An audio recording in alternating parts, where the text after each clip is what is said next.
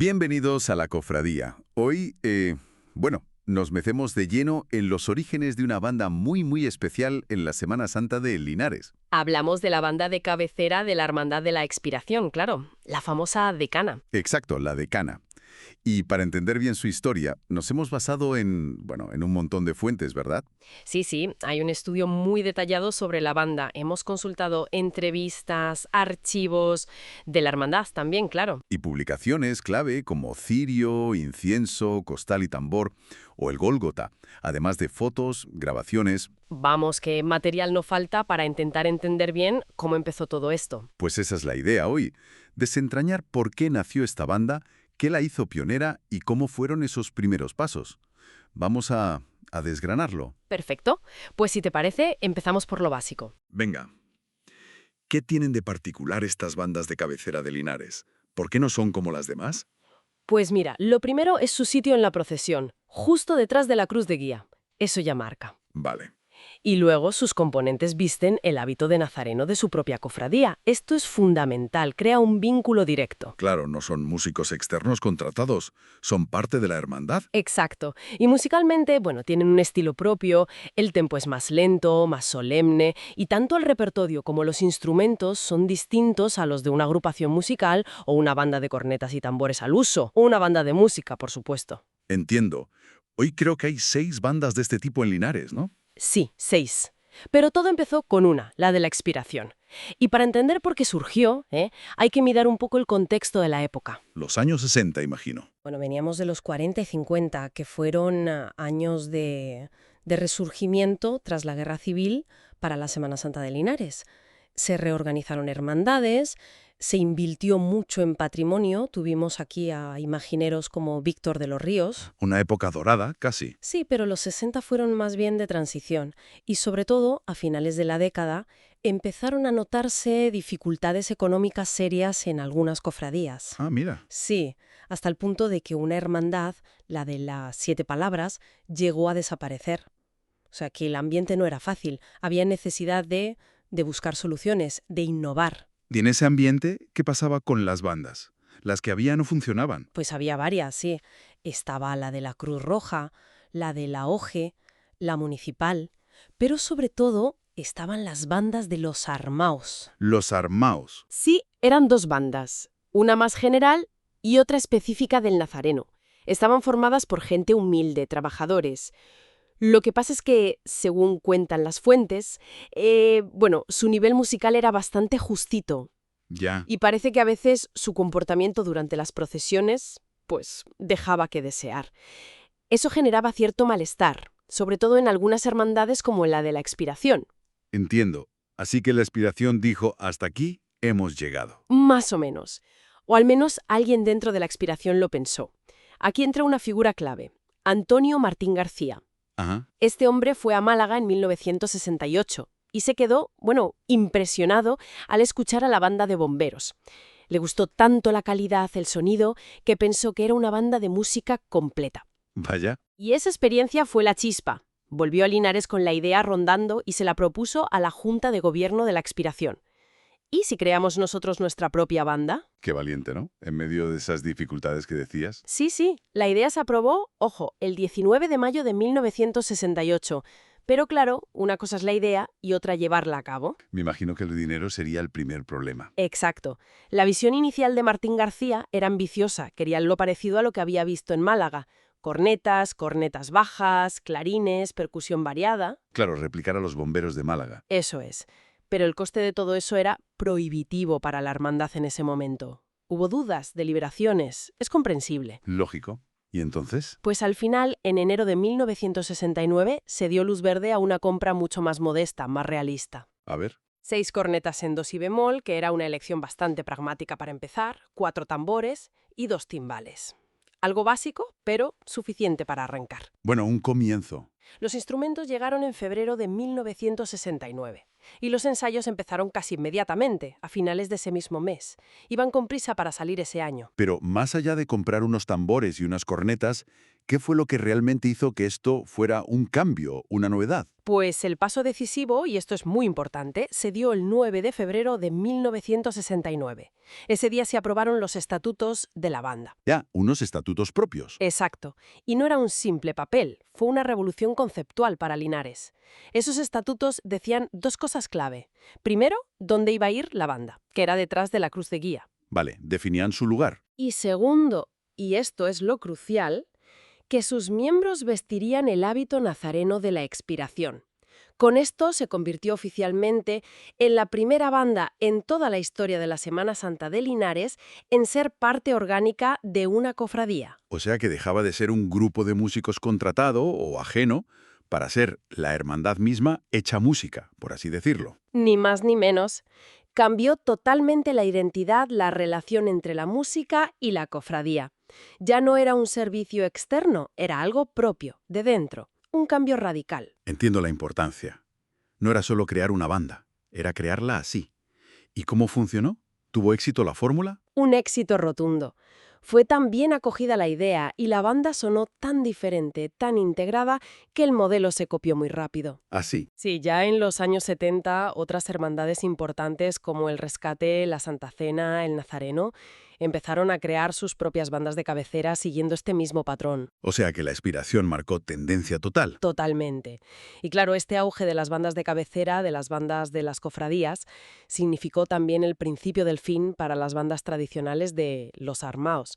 Fueron perdiendo protagonismo. Redibujó el mapa sonoro de la Semana Santa de aquí. Completamente. Y todo esto, no lo olvidemos, ocurría mientras España vivía la transición, una época de cambios sociales, políticos y también de ciertos reajustes, a veces con tensiones, entre la Iglesia y el mundo de las cofradías. Es fascinante ver cómo todo confluye, ¿no? La insatisfacción con lo que había, la visión de una persona inspirada por algo de fuera, las limitaciones económicas que obligan a ser creativos. Sí, y lo realmente importante es ver cómo esa chispa inicial, aunque tuvo que adaptarse y empezar de forma muy modesta, no solo consiguió salir adelante, sino que creó un modelo. Un modelo que transformó las procesiones aquí. Exacto. Transformó el sonido y la propia estructura, la forma de entender la participación de la música en la Semana Santa de Linares. Se pasó de contratar música a ser música. Bueno, retomando el hilo, nos metemos de lleno con la historia de una banda que es, bueno, un emblema. La de cabecera de la expiración de Linares. Todo arranca, si no me equivoco, en 1969, ¿verdad? Con esos ensayos casi de empezar de cero. Exacto, en el patio de San Francisco. Imagínate, ¿eh? Apenas 20 personas al principio. Y con Antonio Martín García, claro, como figura central desde el minuto 1. 20 personas. Y ya con una idea clara, supongo. ¿Qué instrumentos tenían al principio? Pues lo básico, lo que había: cajas, bombardino, trombones, trompetas. A eso le añadieron algunos instrumentos más. Pero ya se veía, digamos, una visión. Antonio Martín García llevaba la batuta, aunque bueno, tuvo ayudas puntuales, de Francisco Cuevas, de Juan Ortega. Pero el impulso principal era suyo. Totalmente. Y la primera salida, la de abril del 69, eso sí que marcó. Fue un antes y un después. ¿Por qué? ¿Qué le hizo tan diferente? Pues mira, primero, lo visual. Salir tocando bajo el hábito de nazareno. Eso no se había visto. Claro, rompedor, totalmente. Y luego el sonido. La calidad musical, vamos, se notó la diferencia con lo que había entonces, pues la banda de la Cruz Roja, los armaos. La gente se quedó impresionada. Las crónicas hablan de aplausos, de éxito total. O sea que no fue solo la sorpresa de verlos así vestidos. No, que va. La música caló hondo. Y a partir de ahí el crecimiento fue exponencial. En el 71 ya eran 50. Al año siguiente, 85. Wow. Y eso, claro, no solo significó más ingresos para la hermandad, sino que sentó un precedente. Creó escuela, por así decirlo. El propio concepto de banda de cabecera, con ese sonido potente de metal y percusión abriendo el cortejo. Nació ahí prácticamente. Se puede decir que sí. De hecho, inspiró a otras. La del Rescate nació poco después, en el 72, y la del Nazareno en el 75. Copiaron el modelo, digamos. Y los años 70 fueron de asentarse, ¿no? De consolidación. Sí, pero sí que hubo un reconocimiento importante para el director. Ah, sí. En mayo del 80, a Antonio Martín García lo nombraron director perpetuo. Un reconocimiento a su labor, claro. Y también en esa época surge la cantera. Justo, a principios de los 80, la banda chica, fundamental para asegurar el relevo. Y los 80, bueno, bajo su dirección, fueron la época dorada, de esplendor total. Hasta grabaron un ensayo en cassette. Un ensayo. Qué curioso. Sí, sí, y se vendió fenomenal, la gente lo compraba. Increíble. Pero esa etapa de éxito se corta de raíz en el 91. Pues sí, Martín García dimite, tenía incompatibilidad porque dirigía también la banda de música de Linares, la de Vilches, y bueno, la banda de La Inspiración casi se desarma. Fue un momento muy, muy crítico. Me imagino la tensión. ¿Y cómo se resolvió? Pues tuvo que intervenir el hermano mayor, Antonio Mondéjar. Fue él quien convenció a Enrique Maestre Infantes para que cogiera la batuta. ¿Quién era él? Pues un hombre de la casa, componente, había sido mano derecha de Martín García y ya tenía experiencia dirigiendo en El Rescate y en La Borriquilla. Asumió en el 92. Pero fue breve su etapa, ¿no? Sí, solo un año. Una transición, digamos. Y en el 93 llega el hijo del fundador. Antonio Martín Patón le tocó una papeleta complicada, ¿eh? La banda estaba en plena crisis, mediados de los 90 fueron difíciles, les costaba sacar adelante el repertorio. ¿Y cómo remontaron? Y hubo un empujón externo también. Ah, sí. ¿Cuál? La declaración de la Semana Santa de Linares como fiesta de interés turístico nacional, en 1998. Y fíjate qué curioso, en la declaración se mencionaba explícitamente a las bandas de cabecera como una razón fundamental. ¡Qué reconocimiento! Era validar ese modelo que nació allí. Exacto. Y como muestra de ese buen momento, al año siguiente, en el 99, graban con la banda del Rescate el disco Sentimientos de Linares. Y ya entrando en el siglo XXI, la recuperación es un hecho. Totalmente. Y el 2004 es el año clave. El disco 35 aniversario. El primer disco en solitario de una banda de cabecera. Y fue un bombazo. Se agotó enseguida. Eso sí que tuvo que ser un impulso. Un revulsivo total. Les dio una visibilidad enorme. Hasta les dieron el premio Linarenses del Año junto a Rafael. Anda, ¿no está mal compartir premio con Rafael? Desde luego. La segunda mitad de esa década fue de gran nivel. Más calidad, repertorios más difíciles, más componentes. Culminaron con otro disco en 2009, 40 años después. El concierto de presentación en San Francisco, vestidos de nazareno sin caperuz. Fue muy emotivo. Pero entonces hay otro cambio de director. Sí, en 2010 parece que hubo algunas tensiones internas con Martín Patón y entra Javier Basilio Estudillo Ramón. ¿Y qué tal con él? Pues mantuvo el buen nivel musical y tuvo iniciativas interesantes como el ensayo solidario que empezaron a hacer en 2013 para recoger alimentos. Y también modernizó cosas como lo de poner códigos QR en tarjetas para acceder al repertorio en 2015. ¿Adaptándose a los tiempos? Y con él llegó el 50 aniversario, en 2018, un momento muy simbólico. ¿Qué hicieron? Pues pusieron una placa, un mosaico, en la callejuela donde tradicionalmente empiezan los pasacalles. Y fue muy emotivo, porque estuvo Antonio Martín García, el fundador, descubriéndolo. Parecía como cerrar un círculo. Pero la historia siempre da vueltas. Pues sí, porque ese mismo año, 2018, resulta que hay desavenencias entre la directiva de la banda y la hermandad. Y vuelve Antonio Martín García a la dirección musical. No me digas, el fundador. El mismísimo. Bueno, con ayuda de colaboradores, como José Antonio García Espósito y Sergio B. Paula Martínez Molina.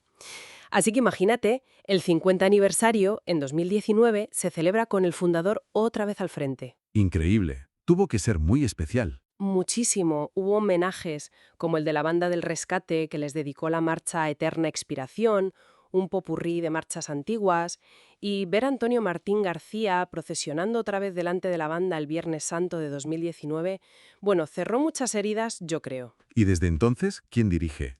Desde 2020, la batuta la tiene José Antonio García Expósito, que ya colaboraba con Martín García. Y parece que la banda ha vuelto a encontrar su sitio, ¿no? Después de esa pequeña crisis del 19. Sí, parece que sí, han recuperado componentes, están trabajando mucho en el sonido, rearmonizando marchas emblemáticas como Elysium, basada en Gladiador, o Paraíso, sobre la de Bocelli. ¡Anda!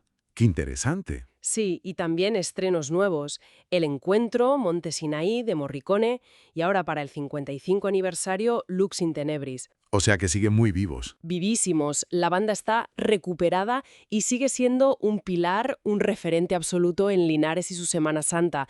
Su historia es un ejemplo de aguantar, de superar baches y de mantenerse ahí, más de medio siglo después. Bueno, retomando el hilo, en 1969, con apenas un mes para preparar la Semana Santa, Antonio Martín García sacó 3 marchas sencillas. Uf, un mes, poquísimo tiempo. Poquísimo. Y lo más llamativo, que ensayaban de oído. O sea, nada de papeles en la calle. ¿De verdad? ¿Sin partituras? Nada. Él creía que así sonaba con más alma, ¿sabes? Y para los metales, bueno, usaban una especie de cifrado. ¿Cifrado? ¿Cómo era eso? Pues números sobre las notas, Para los pistones. una tradición oral, vamos, que duró hasta bien entrados los 80, convivía con las partituras. Ya, es que ese inicio marca mucho, porque aunque la idea era una banda de cornetas y tambores, ¿no? Esas, Sí, inspirada en los bomberos de Málaga, sonido potente y tal, exacto. pero ya el segundo año, ojo, meten marchas como Mater Mea, que eso es más de banda de música completa. Totalmente, con más armonía, más instrumentos, Eso es. Esa mezcla ya estaba ahí desde el principio. claro. Y tiraban de ingenio porque el nivel, bueno, era el que era, amateur. Lógico. Antonio contaba que de marchas como Nuestro Padre Jesús, que tiene partes muy complicadas, pues a veces solo tocaban el final, O la introducción, lo que podían. lo que podían. Pero oye, que sonaban muy bien, ¿eh? Ya tenían cosas de Alfredo Martos como Nazaret o Santo Entierro. Ajá. Ah, y lo de girar la maza de los timbales, que empezó como un juego en plan broma en un ensayo Sí, y se quedó porque, bueno, ayudaba a marcar el compás, era muy visual. qué curioso. Ese pragmatismo y esa mezcla definen los primeros años, está claro. Totalmente. Luego, el salto clave llega cuando Antonio Martín García es hermano mayor, entre el 78 y el 80. Sí, Ahí la banda se convierte ya, oficialmente, en banda de música. ahí está el cambio gordo. Claro, y al subir el nivel técnico, pues ya empiezan a tocar las marchas enteras, como Dios manda. Y justo después, en los 80, ya consolidados como banda de música, llega esa primera tanda de adaptaciones que llamaban la atención. Sí, esas fueron sonadas. Nabucco de Verdi, La muerte de Auce de Grieg, incluso una zarzuela de Martos, Espinas y Flores. Vaya mezcla. Y Antonio insistía en dejarles los nombres originales, para que quedara claro que no eran marchas procesionales al uso, ¿sabes? Sino algo diferente. Ya para marcar la diferencia. Esa puerta que abrieron en los 80 se retoma con mucha más fuerza a mediados de los 90. Con Antonio Martín Patón dirigiendo, ¿verdad? Eso es. Con él, parece que los propios músicos buscaban algo nuevo, un aire fresco. Sí, se notaba un cambio. Es la época de Bailando con Lobos, Memorias de África, El Adagio de Albinoni. Cambia un poco el sonido general. Se nota, sí. El tempo se ralentiza un poco, buscando más solemnidad, quizás. Sí, más pausado. La vía de Martín Patón, según decía él, era buscar melodías melancólicas que, aunque no sean de Semana Santa, encajen en ese ambiente. Que cuajaran, vamos. Exacto, que cuajaran. Y así adaptaron temas como el de Bryan Adams, Todo lo hago por ti, pasando el solo de guitarra a los trombones. ¡Ostras! Eso tiene mérito. Y Los Inmortales de Queen, simplificando otro solo de guitarra complicado para que funcionara con la instrumentación de la banda. Claro, no es fácil trasladar eso. El gran reto técnico de esa época fue adaptar Carmina Burana, a principios de los 2000. Uf, Carmina Burana. Eso sí que fue. Convertir el famoso O Fortuna, que tiene un ritmo ternario de 3 tiempos, al compás de marcha, que es binario o cuaternario, fue complicadísimo. Me imagino la liada. La solución fue usar un bombo específico, el llamado bombo de corte, para marcar bien el cambio de compás, para romperlo, digamos. ¡Anda! Y gustó tanto, tuvo tanto éxito, que al año siguiente hicieron la versión lenta para la procesión, para la estación de penitencia. ¡Qué bueno! También se atrevieron con bandas sonoras potentes como Gladiator. Sí, de ahí salieron Jerusalén y luego Elysium, Y Braveheart, claro. que acabó llamándose Expiración y Esperanza. Esa dicen que era la favorita de Martín Y Patón. fue con ella que introdujeron los timbales redoblantes, Ah, mira. buscando un sonido más... Más profundo, sí, como un bombo de concierto, pero en la calle. Entiendo. Y hablando de percusión, su papel cambió totalmente, ¿no? Completamente. De ser un acompañamiento muy básico al principio, muy sobrio. Sí, marcando el paso y poco más. Exacto. Pasó a tener arreglos propios, con mucho más diálogo con el viento. Se nota mucho en Carmina Burana o en esa de Braveheart que decíamos. Sí, se nota el arreglo. Hasta el típico golpe de aro con la caja para empezar las marchas se modificó varias veces, buscando un sonido más actual, adaptándose. Más recientemente, ya con Javier Basilio Estudillo, siguieron en esa línea de adaptaciones solemnes. Eterna Esperanza, del musical Chess. Sí. Y Anochecer. Esa era una mezcla, ¿verdad? De El último samurái y... Y Nessun Dorma. Sí, una combinación curiosa. Y ya con el regreso de Antonio Martín García en 2019. Y ahora José Antonio García Expósito. Bueno, se han recuperado marchas fúnebres más clásicas. Se ha vuelto un poco a los orígenes en ese sentido. Sí, y se han hecho homenajes como La Decana, que está basada en la banda sonora de Gettysburg, o Lux in Tenebris, por el 55 aniversario. Se mantiene esa dualidad, ¿no? Lo clásico y las adaptaciones. Si volvemos la vista atrás a los instrumentos, a ver, la plantilla de 1969 era curiosa. Sí. ¿Qué tenía exactamente? Unos 20 músicos. Con cornetas, sí, pero también trompetas, bombardino, trombones, cajas, tambores y timbales. O sea, no era la típica formación militarizada de la policía armada que quizá Antonio Martín tenía en mente al principio. Ya, era más mixta. Y creció de forma exponencial, ¿eh? Rapidísimo. 85 miembros en 1972. Una barbaridad. Y detalles interesantes. Desde el principio tenían cajas y platos, que eso es más de banda de música. Cierto. Y las trompetas iban en primera fila, delante de las cornetas, dándoles ya un papel melódico principal. Sí, eso ya marcaba una diferencia con las de cornetas y tambores puras. La transformación instrumental definitiva ocurre con el paso a banda de música, a finales de los 70 y en los 80. Instrumentos de viento-madera, clarinetes, saxofones, flautas. Y más variedad de metales graves, fliscornos, bombardinos, tubas. Muchos eran prestados o arreglados de la banda municipal, al principio. Claro, había que apañarse. Y la corneta, lógicamente, desaparece. Y la solución de las melódicas. Eso fue genial. Sí, eso fue un puntazo de Antonio Martín García. Necesitaba clarinetes para equilibrar el sonido. No encontraba suficientes músicos. Y tiró de melódicas, porque el timbre era parecido y eran baratas. Claro. Y así consiguió atraer a chicas que tocaban el piano. Las primeras mujeres en una banda de Semana Santa en Linares. Un hito importante, sí señor. También tuvieron un helicón, ese bajo enorme y circular. Fue un ícono en los 80. Sí, muy llamativo. Esas melódicas desaparecieron en los 2000 con Martín Patón, porque las propias intérpretes, aprendieron a tocar otros instrumentos. Se pasaron al clarinete sobre todo. Exacto. Y el helicón ya estaba muy viejo, en mal estado. Es la época de las innovaciones en percusión que comentábamos antes. Los timbales especiales para Carmina Burana. Eso es, buscando sonar a orquesta. Y los timbales redoblantes para emular el bombo de concierto en Expiración y Esperanza. Entendido. Y el último gran cambio en cómo se colocan en la calle vino con Javier Basilio, en 2011. Sí, ¿qué hizo él? Puso a los clarinetes y demás viento madera en las primeras filas. Quitó la tradicional fila de trompetas de delante. Ah, mira. Buscando un sonido más... Más empastado, decía él. Más equilibrado entre maderas y metales. Tiene sentido.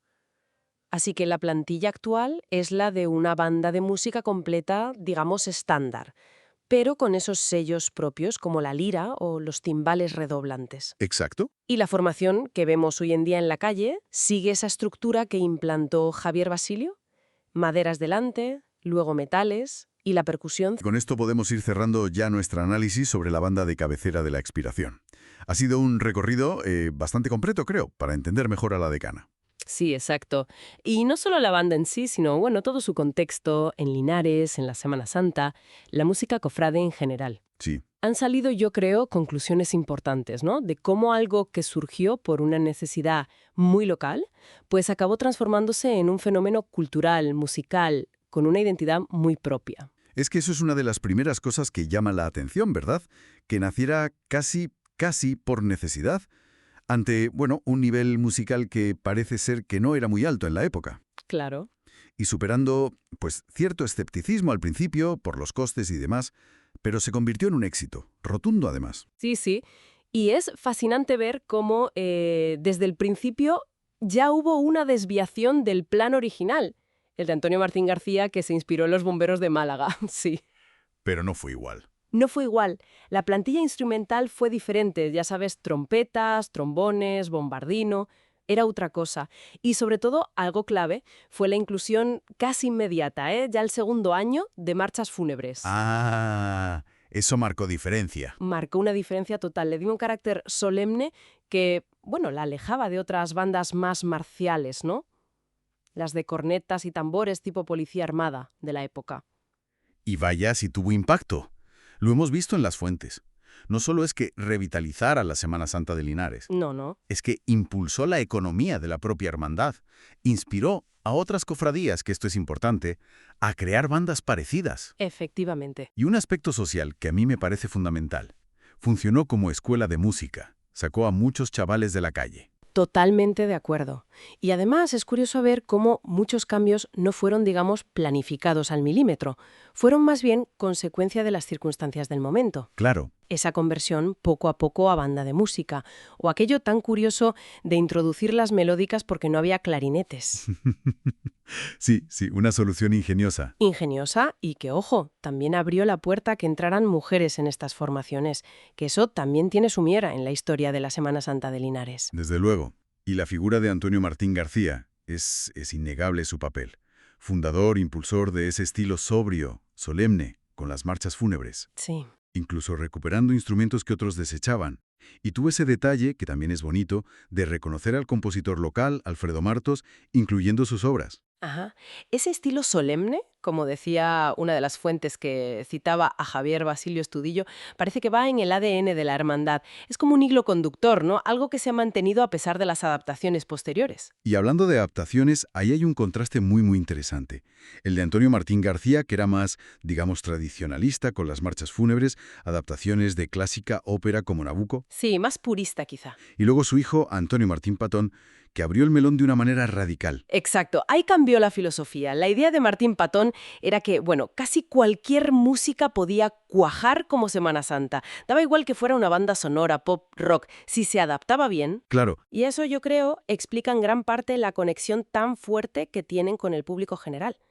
Porque, claro, adaptaciones como Bailando con Lobos, Carmina Burana, o esa versión de Braveheart, la de Expiración y Esperanza. son temas que la gente reconoce. Claro, son melodías muy reconocibles y eso tiene mucho tirón. Es una tensión interesante, ¿eh? Entre mantener la esencia y buscar conectar con más gente, Y todo este fenómeno tuvo un reconocimiento oficial, que no es poco. ¿cierto? Las fuentes señalan que estas bandas de cabecera, las que van al inicio, tras la cruz de guía, ¿No? sí, abriendo la procesión, Pues que fueron un factor importante con la expiración como pionera para que la Semana Santa de Linares fuera declarada Fiesta de Interés Turístico Nacional en 1998. sin duda.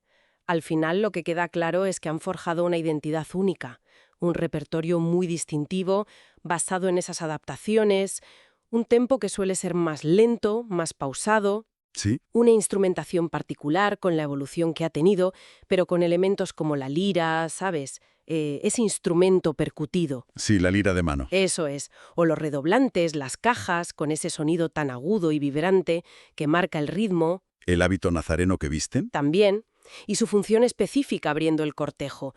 Todo suma. Pues sí, la verdad es que ha sido un viaje revelador por la historia y la música de La Decana, gracias a las fuentes que hemos podido consultar. Esperamos que este análisis así detallado de los documentos, de las notas, pues haya sido de interés y haya servido para entender mejor este fenómeno. Pues muchas gracias por acompañarnos en este capítulo de La Cofradía. Gracias. Les esperamos en nuestro próximo encuentro. Hasta entonces.